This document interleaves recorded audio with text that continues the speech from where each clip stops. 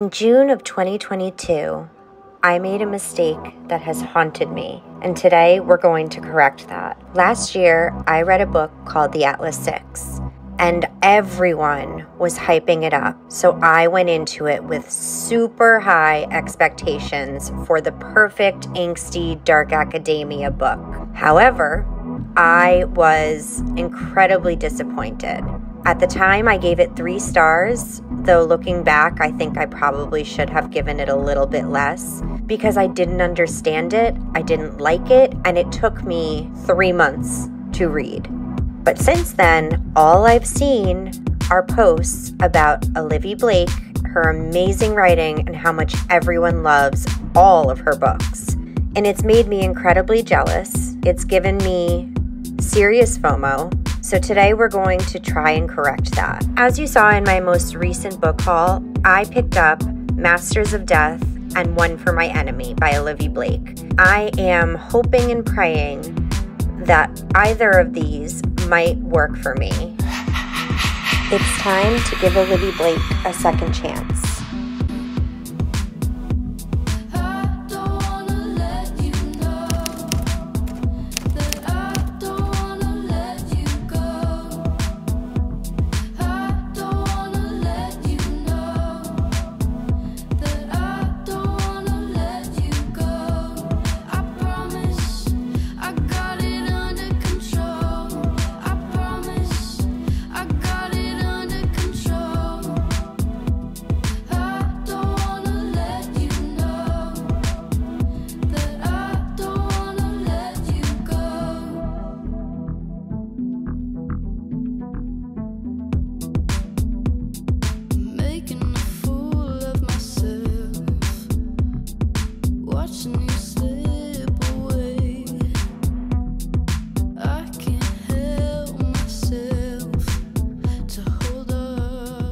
I just finished Act 1 in One for My Enemies. If you don't know, this is based on Romeo and Juliet. It's a retelling. So the format is almost as if it's a play. There are acts as well as scenes and like setting the scenes. So far, so good. I am definitely enjoying it. Act 1 was kind of short. It was just over 50 pages, so I don't want to get my hopes up too early on. But as far as initial thoughts go, so far I'm having a good time. I already feel like I'm enjoying myself more than I ever did during the Atlas Six, so I think that's a good sign. I'm having fun with all the characters. I'm having fun with the premise. We have 2 rival families. They are rival witch families who live in New York City. So we have the Fedorovs, which are all the boys, the guys. It's comprised of a father and his 3 sons.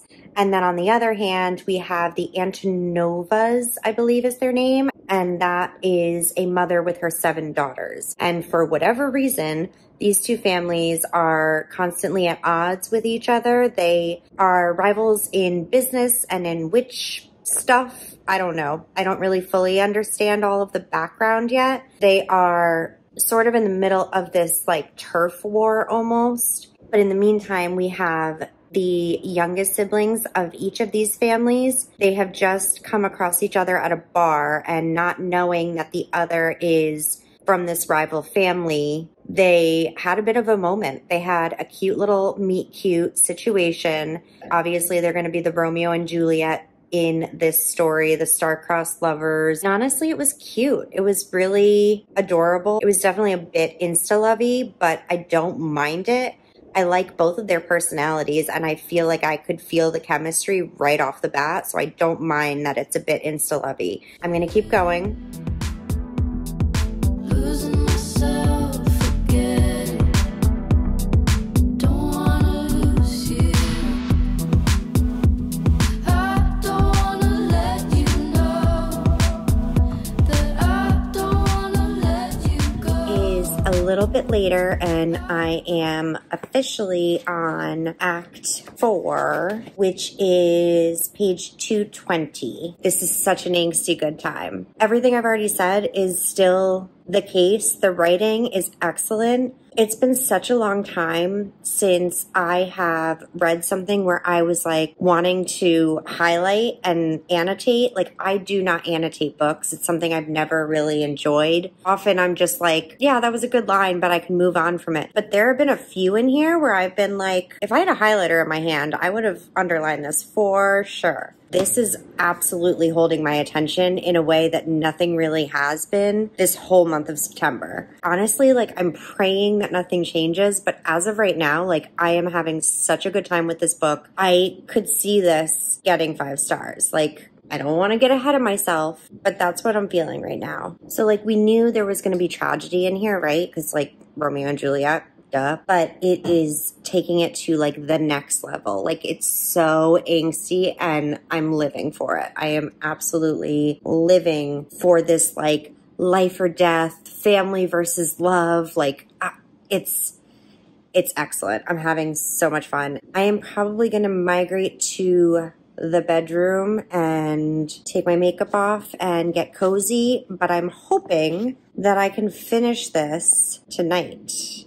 I'll probably update you in the morning with my final thoughts, but I have less than 200 pages left, so I'm hoping that I can get through this before I fall asleep tonight. So we shall see. This is blowing my mind, guys, like, in the best way. Like, I'm so happy. I'm so happy that this is going well. Like, I'm not gonna lie, when I started thinking about filming this video, I was so nervous at the idea that, like, none of these books would work for me and I would be forced to say something like Olivie Blake's writing isn't for me, which, like, that's fine. That's a valid opinion to have, that an author's writing doesn't work for you, but it wouldn't be necessary to like put out into the world. Do you know what I mean? Like, I probably would never post this video if I wasn't having a good time with the books, because I'm not going to sit there and say, oh, I read Atlas 6 and I didn't love it, and now I've read her other 2 books and I also don't love those, so I just don't love her. Like, that's not necessary. So I'm very happy that this is working the way it is. This is why you should never give up on an author. You should always give them another chance. So I'm going to head to the bedroom, try to finish this tonight,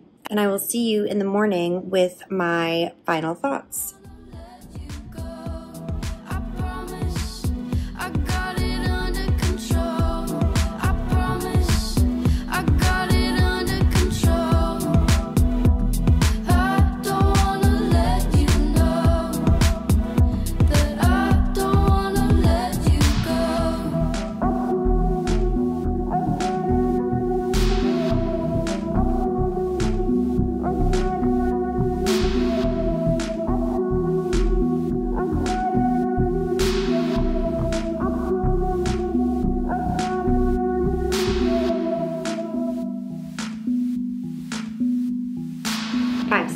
That's literally all I can say. This was a 5-star read. I cannot get over how good this was. I don't understand how this is the same author as the Atlas 6. I just don't understand what was wrong with me that I didn't understand that. I didn't like that, but I love this. The writing was gorgeous. The angst was so good. So good. I feel like you can't see this book at all because of the glare of the sun. Sorry about that. But I loved it. I loved it so freaking much. And that's it. Everything I said yesterday still applies. This is the best case scenario of this vlog. I'm so happy. So this morning I started Masters of Death. I actually started it on audiobook, and I'm having a little bit of trouble with this one. And I think it's probably because I'm listening to the audiobook. I often find if I start out reading a book and then switch to audio, I'm fine, but I need that initial reading of something in order to fully understand what's going on. And so I only listened to the first 4 chapters, but I have no idea what's going on. I don't understand. But that being said, I'm intrigued by what I think is going on. I just don't know that I actually understand everything. Death is one of the narrators, which is so much fun. I love his sassy little conversations that he's having, his sassy little remarks. And then we met Viola, who I think is the vampire in the synopsis. Yeah, so from what I understand from the inside dust jacket, we have Viola, who is a vampire. She's a real estate agent, so she's trying to sell this house, but it happens to be haunted. So I've already met this ghost that's in there, and he like immediately called her out for being undead. So she's trying to sell this house, but it's haunted, and I assume she's gonna have to hire Fox, who's a medium, but also the godson of death. That is as much as I know so far. I think I'm gonna have to sit down and read this physically for a while so that I can really make sure I'm giving it my full attention and I'm not swayed in my opinions in any way because I'm not understanding it. I am going to sit and read this for a little while, and then once I think I have a gist of it, I'll probably put the audiobook back on so that I can get some things done around the house because my to-do list is a bit long today. Bye!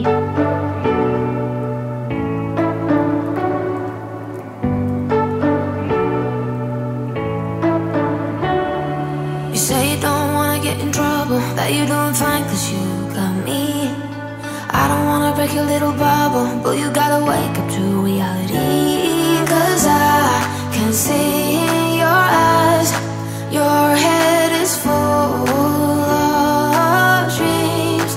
Tears aren't proof of failure, you just gotta let them flow without judge. There's so many ways to be happy. You can do whatever you like. You don't have to be ready. You just gotta trust the right. Don't have to be scary. You just gotta follow the light. You're able to be happy. You can do whatever you like. You don't have to be ready. You don't have to be.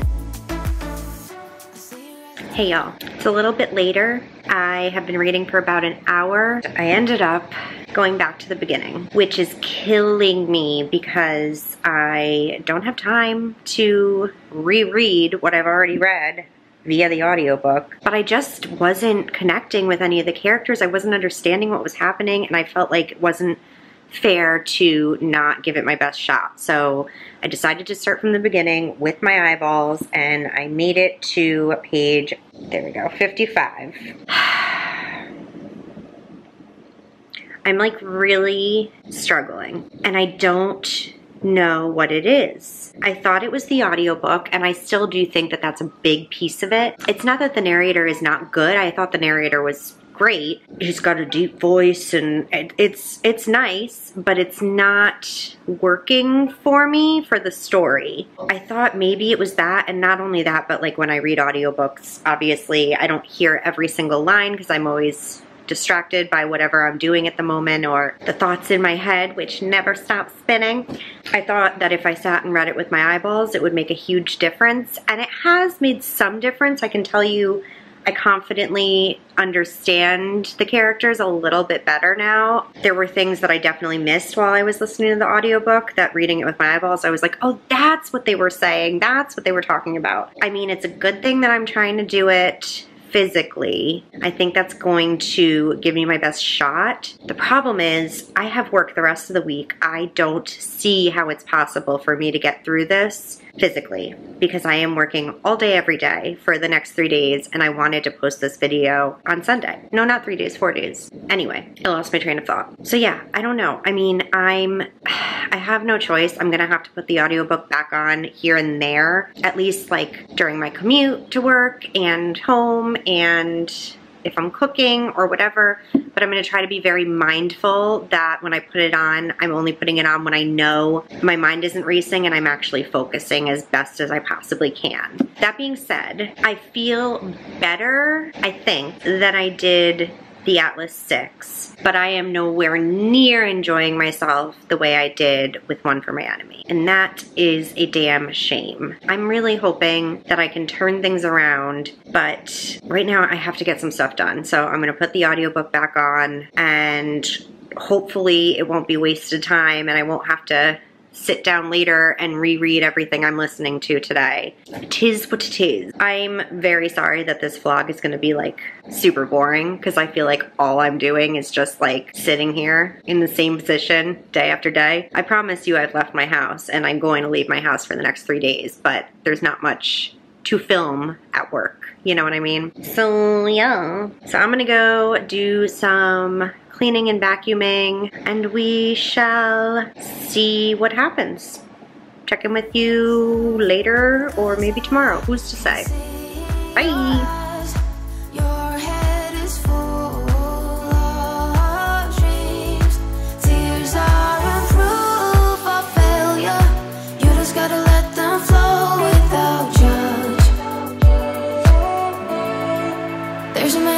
To be happy, you can do whatever you like. You don't have to be ready.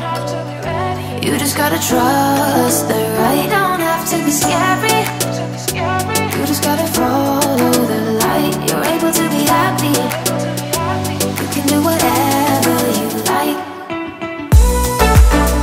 You don't have to be ready. You don't have to be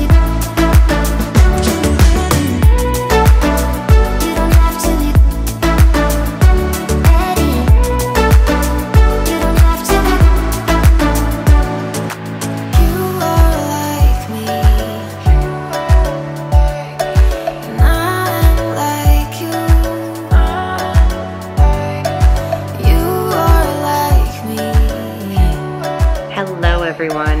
It is time to wrap up this incredibly boring vlog. I am so disappointed, frustrated, confused about how this video went. I feel like it was a roller coaster, but not in a good way. I truly thought in the beginning of this video that it was probably something that I was never ever going to post because I had a really bad feeling that I wouldn't like the books that I was reading. And then I read this beautiful gem of a book that took me so by surprise, swept me off my feet. I was kicking and screaming the entire time. And I actually got so excited for this video. I was like, oh my God, this is gonna be such a good time, such a fun video. And then things went downhill from there. And that's for a number of reasons. Number one, I had a really rough week. I had a really busy week with work. I did not have any time to do anything for fun or for me or anything other than go to work, come home, sleep, do it again. It was a rough week. And because of that, I was forced to mostly listen to the audiobook in order to get through Masters of Death, which is really unfortunate because, as I said in my last clip, that was not the way to go for this book in any way. I don't think I'm alone in that. I actually started reading some reviews on Goodreads, and a couple of people said that it was nothing to do with the narrator. He was lovely, he was great. But this is a very complicated story, and not like a, oh, it's super hard to understand way, but more so the fact that it's not necessarily told in a chronological way. And there are so many different characters and different perspectives that when you're listening to the audiobook, it's really hard to figure out when a new chapter starts, who is talking, whose head you're in,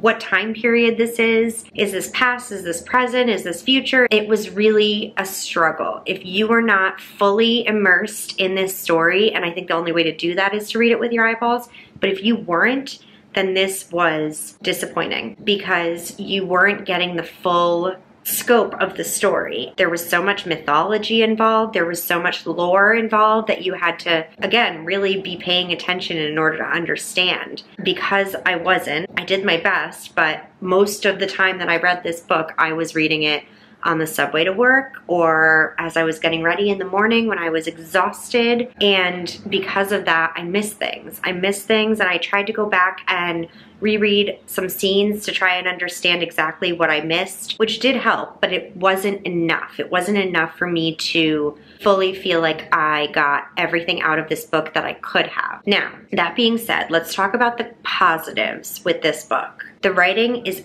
excellent. I think one thing we've learned from this video is that Olivie Blake is a beautifully prolific writer. She is I don't know how her mind works. It's absolutely mind-blowing, and I think that's part of why it feels so complex, some of these stories, and you really do have to be paying attention because she just has this amazing way of weaving these stories together in a way that is beautiful but also incredibly complex. How many times am I going to say beautiful and complex? I don't know. The writing is incredible. It's so beautiful. I often am not one for the flowery type of language that you see in this and that you see in the Atlas 6 and that you see in One for My Enemy, and it sometimes works for me, sometimes doesn't. I will say in this case and in the Atlas 6, I felt that it was too much on top of the very complex plot. It was too much to follow, whereas the beautiful writing in this,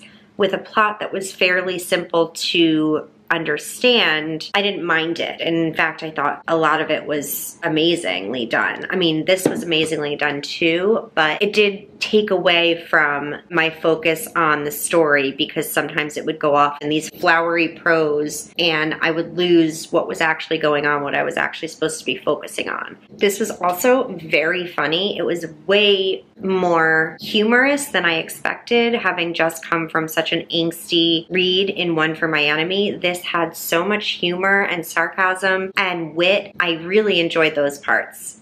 Truly. I felt like it was very dreamy at times, which was fun, but again, a little bit confusing. I also thought the themes of LGBTQ+ in here were excellent, and that part I loved. The characters I loved. The characters were so well fleshed out. There were a ton of them, so it was hard to follow sometimes, but they were so real. And again, that's totally due to her writing. And I sort of feel that that was the case with the Atlas 6 as well, where the characters were very well fleshed out. They all had very individual personalities, and yet I had a hard time connecting to them because I had a hard time connecting to the story itself and following along with what was going on. Again, beautiful story, beautiful lore, beautiful writing, great characters, great themes. I think it was all on me, the fact that I struggled with it, and I think it was the way I read it. I think it was the focus I was having on it. I think it was the time that I read it. I was very stressed and anxious about work, and because of that,